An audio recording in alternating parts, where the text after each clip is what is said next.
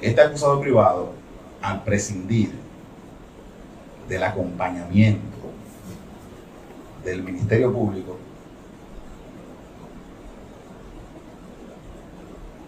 omitió lo que establece la misma ley 5307 sobre crímenes y delitos de alta tecnología, específicamente en ese artículo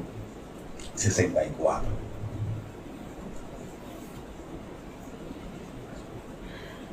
En esa connotación del artículo 64, estoy seguro que no lo han leído, pero ahí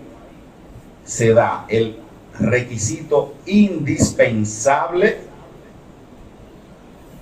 requisito sine qua non para perseguir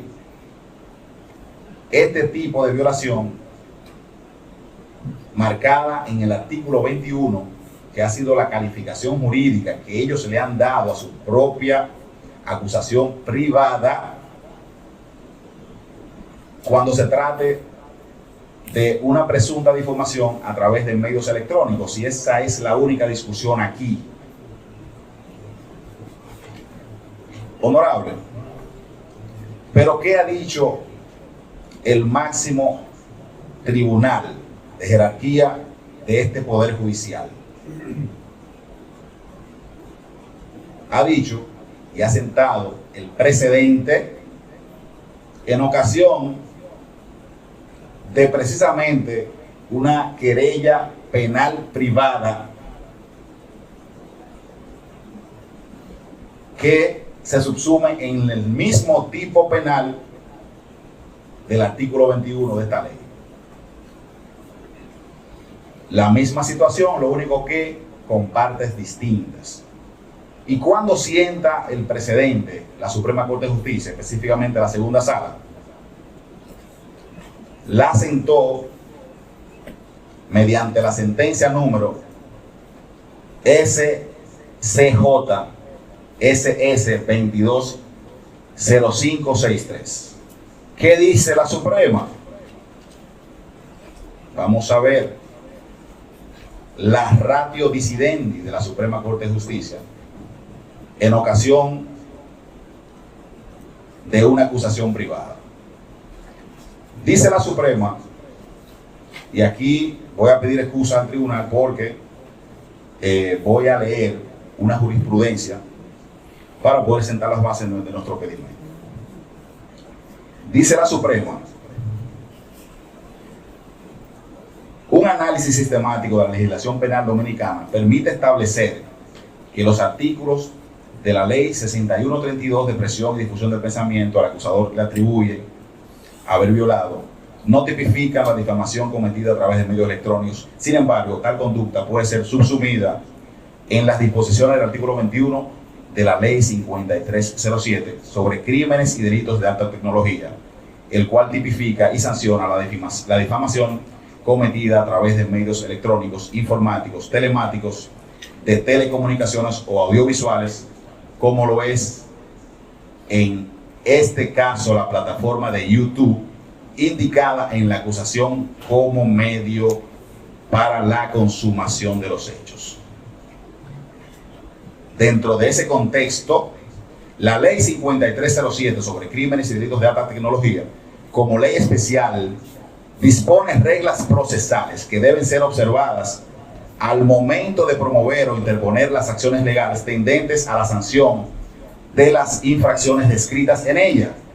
En ese sentido, el artículo 29 de la mencionada ley crea una dependencia especializada en la investigación y persecución de los delitos y crímenes contenidos en la presente ley,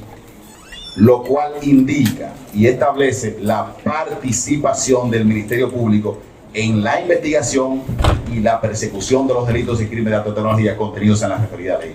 incluyendo la difamación por medios electrónicos. En consecuencia, dice la Suprema, de lo anterior cabe indicar que conforme a los artículos 29 y 31 del Código Procesal Penal, las acciones nacen de los hechos punibles, se clasifican en públicas y privadas y cuando es pública, su ejercicio corresponde al Ministerio Público sin perjuicio de la participación de la víctima. Ahora, cuando es privada, su ejercicio corresponde únicamente a la víctima. En el caso de la acción pública en instancia privada, el ejercicio de la acción pública depende de una instancia privada, tanto el Ministerio Público solo está autorizado a ejercerla en la presentación de la misma. En esa misma línea argumentativa, se debe destacar que respecto a la clasificación de las infracciones, la segunda sala de la Suprema Corte de Justicia, actuando como Corte de Casación, ha juzgado que del estudio combinado de los artículos 29, 30, 31 y 32 de la normativa procesal penal resulta que la acción penal se divide en tres grandes ramas. A. La acción penal pública, cuyo ejercicio compete de oficio al Ministerio Público por ser derivada de delitos que por su naturaleza y el impacto social se producen en la comunidad, no pueden ser ignorados, estando el Ministerio Público obligado a realizar la persecución sin esperar ninguna solicitud previa al respecto. B. La acción penal pública en instancia privada, en la que el delito le da el nacimiento, causa un impacto social menor que la indicada anterior, razón por la cual el Ministerio Público solo puede ejercer esa acción si la víctima así lo solicita. Y tercero, C. La acción penal privada, que es aquella que tiene su origen en una infracción penal que solo afecta a los intereses de los particulares de una persona. En ese orden de ideas, dice la Suprema, el estudio integral de la norma procesal penal revela que el legislador del Código Procesal Penal,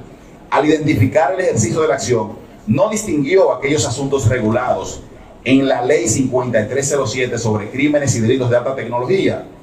No obstante,